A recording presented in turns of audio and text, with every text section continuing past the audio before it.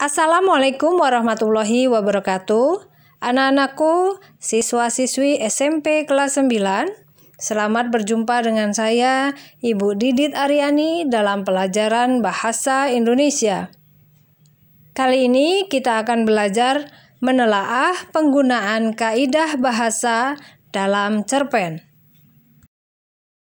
Aspek kebahasaan dalam cerpen yang pertama adalah penggunaan kata ganti orang.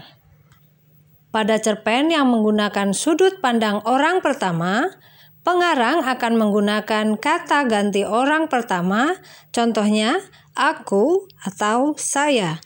Sedangkan cerpen yang menggunakan sudut pandang orang ketiga, pengarang akan menggunakan kata dia atau menyebutkan nama tokoh.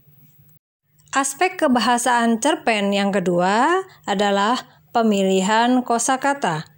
Pemilihan kosakata dalam cerpen dapat berupa penggunaan kata-kata yang berkonotasi sopan, tidak sopan, dan indah. Contoh, kata tunarungu merupakan kata yang berkonotasi sopan, sedangkan kata tuli adalah kata yang berkonotasi tidak sopan. Penggunaan kata bisu akan bernilai rasa kasar jika dibandingkan dengan kata tunawicara yang bernilai rasa lebih halus dan sopan. Aspek kebahasaan cerpen yang ketiga adalah uraian deskriptif, yaitu uraian yang melukiskan sesuatu secara rinci menggunakan kata-kata tentang pelaku, penampilan fisik pelaku, kepribadian pelaku, keadaan di sekitar pelaku, atau peristiwa yang terjadi di dalam cerpen. Aspek kebahasaan cerpen yang keempat adalah penanda keterangan waktu. Misalnya, pengarang menggunakan kata matahari untuk menunjukkan waktu sudah pagi atau siang hari. Pengarang juga menggunakan munculnya bulan atau bintang di langit yang gelap untuk menunjukkan waktu sudah malam hari. Pengarang juga bisa menggunakan penanda alam yaitu angin laut yang terasa menyengat, menandakan waktu siang hari, dan sebagainya. Aspek kebahasaan cerpen yang kelima adalah gaya bahasa atau majas. Secara garis besar, majas dibagi 4, ada majas perbandingan, majas pertentangan, majas pertautan, dan majas perulangan. Contoh majas perbandingan adalah personifikasi dan asosiasi atau simile. Contoh majas pertentangan adalah hiperbola, litotes, dan ironi. Majas pertautan contohnya eufemisme dan metonimia. Majas perulangan contohnya klimaks, retoris, dan repetisi.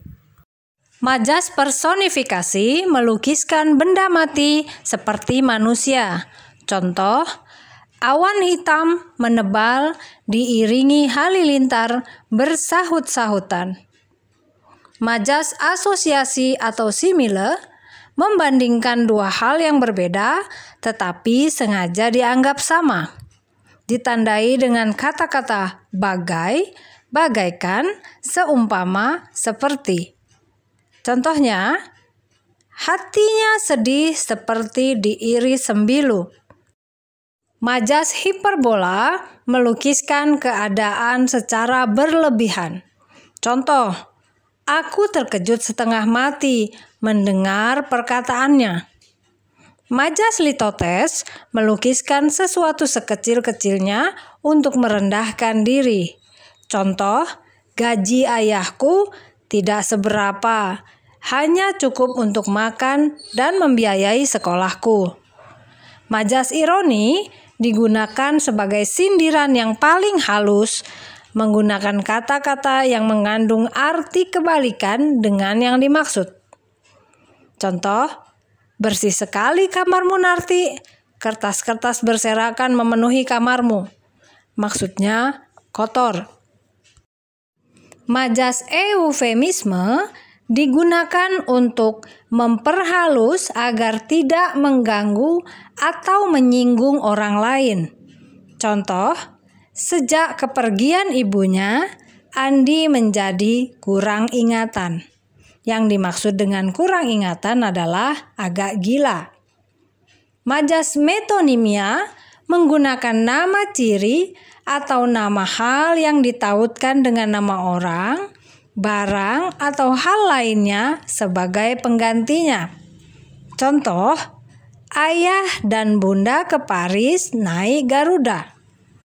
Yang dimaksud dengan naik Garuda bukan berarti naik burung Garuda, melainkan naik pesawat dari maskapai penerbangan Garuda.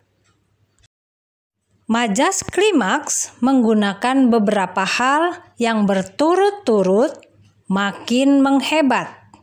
Contoh, Susi mulai mengambil ancang-ancang, mulai melangkah, lari di tempat, dan melesat dengan cepat. Majas retoris menggunakan kalimat tanya yang jawabannya itu sudah diketahui penanya. Tujuannya untuk memberikan penegasan pada masalah yang diuraikannya, untuk meyakinkan atau sebagai sindiran. Contoh, siapa yang tidak ingin hidup bahagia? Majas repetisi menggunakan perulangan sebagai ciri khasnya. Contoh, selamat datang pahlawanku, selamat datang pujaanku, selamat datang bunga bangsaku. Contoh telaah penggunaan kata ganti orang yang berhubungan dengan sudut pandang pengarang atau point of view.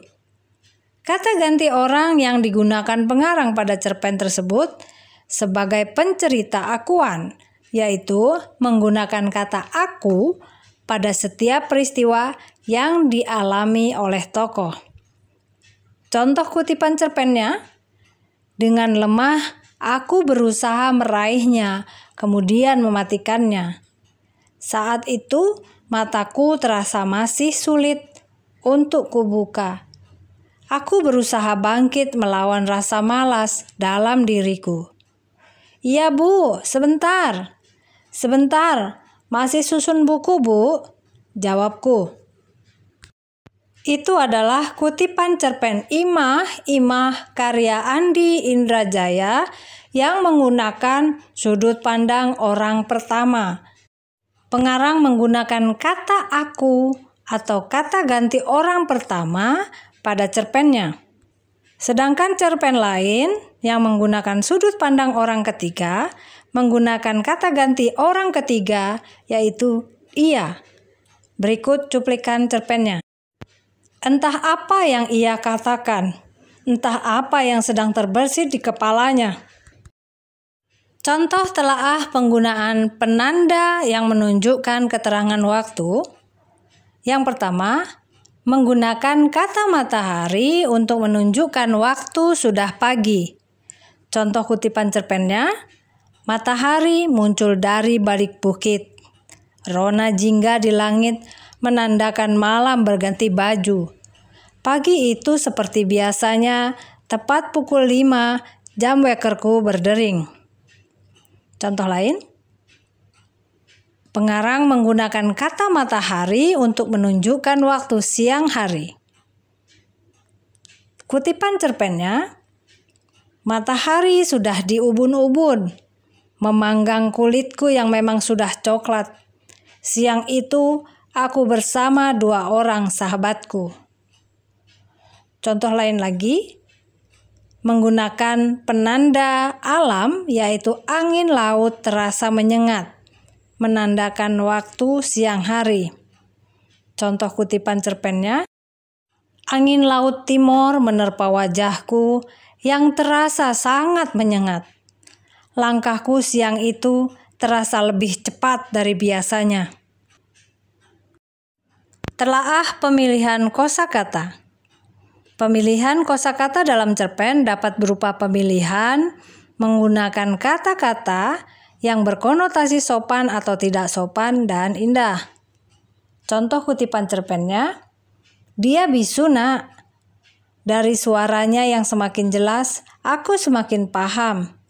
Ternyata dia selain tunarungu juga memiliki emosi yang tidak stabil.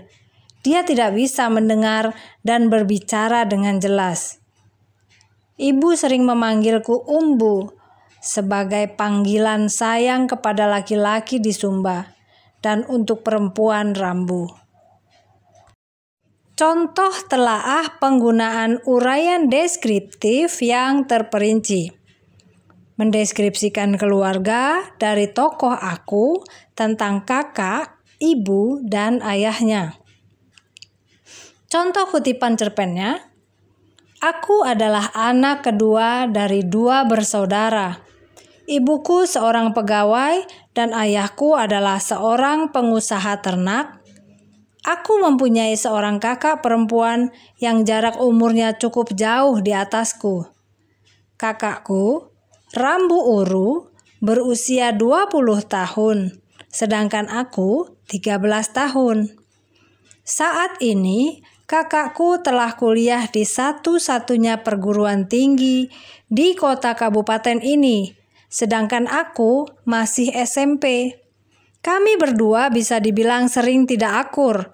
Bahkan ketika sarapan di pagi itu pun, kami masih sempat bertengkar gara-gara segelas susu coklat. Walaupun begitu, aku dan kakak sebenarnya saling menyayangi." Dikutip dari cerpen Imah Imah karya Andi Indrajaya. Contoh telaah penggunaan gaya bahasa atau majas. Yang pertama, majas personifikasi. Contoh kutipan cerpennya, "Matahari muncul dari balik bukit. Rona jingga di langit menandakan malam berganti baju." Yang kedua, majas hiperbola. Contoh kutipan cerpennya, "Derap kaki kuda yang bergemuruh di atas savana, suara ringkikan kuda dan teriakan garang penunggangnya menjadi musik alami yang mengiringi permainan ini." Contoh kutipan lain yang juga menggunakan majas hiperbola adalah, "Membuncah jiwaku dengan rasa haru setelah menyaksikan reaksi nenek dan cucunya itu saat kuserahkan bungkusan baju yang sangat diinginkan oleh anak perempuan itu." Berikutnya, majas repetisi. Contoh kutipan cerpennya, "Entah apa yang ia katakan, entah apa yang sedang terbesit di kepalanya." Demikianlah penjelasan tentang telaah kaidah bahasa dalam cerpen. Semoga bermanfaat. Assalamualaikum warahmatullahi wabarakatuh.